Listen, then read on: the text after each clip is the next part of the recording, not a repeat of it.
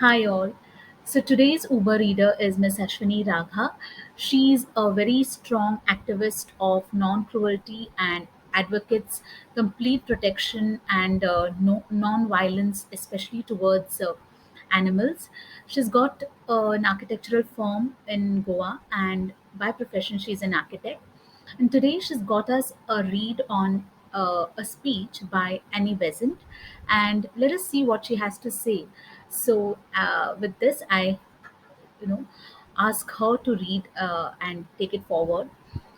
Also, thank you so much for subscribing to my channel. Bye. Hi, friends.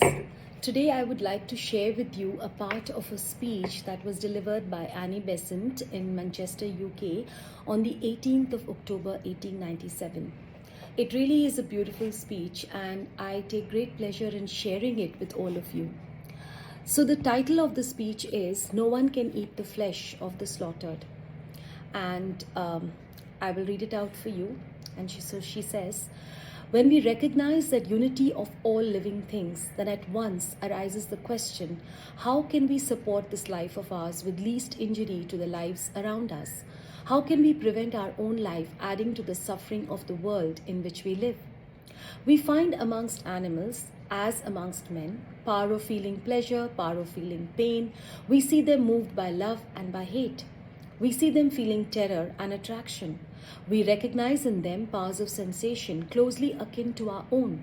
And while we transcend them immensely in intellect, yet in mere passional characteristics, our natures and the animals are closely allied.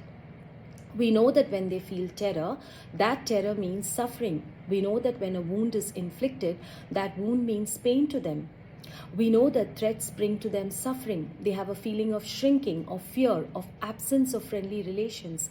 And at once we begin to see that in our relations to the animal kingdom, a duty arises which all thoughtful and compassionate minds should recognize. The duty that because we are stronger in mind than the animals, we are or ought to be their guardians and helpers, not their tyrants and oppressors. And we have no right to cause them suffering and terror merely for the gratification of the palate, merely for an added luxury to our own lives. There is one other thought closely allied to this. What of our duties to our fellow men? And here I appeal particularly to my own sex, because women are supposed to be rather the standard of the community of refinement, of gentleness, of compassion, of tenderness, of purity. But no one can eat the flesh of a slaughtered animal without having used the hand of a man as slaughterer. Suppose that we had to kill for ourselves the creatures whose bodies we would fain have upon our table. Is there one woman in 100 who would go to the slaughterhouse to slay the bullock, the calf, the sheep, or the pig? But if we could not do it, nor see it done, if we are so refined that we cannot allow close contact between ourselves and the butchers who furnish this food, if we feel that they are so coarsened by their trade that their very bodies are made repulsive by the constant contact of the blood with which they must be continually besmirched, if we recognize the physical coarseness which results inevitably from such contact, dare we call ourselves refined if we purchase our refinement by the brutalization of others and demand that some should be brutal in order that we may eat the results of their brutality? We are not free from the brutalizing results of that trade simply because we take no direct part in it. Thank you.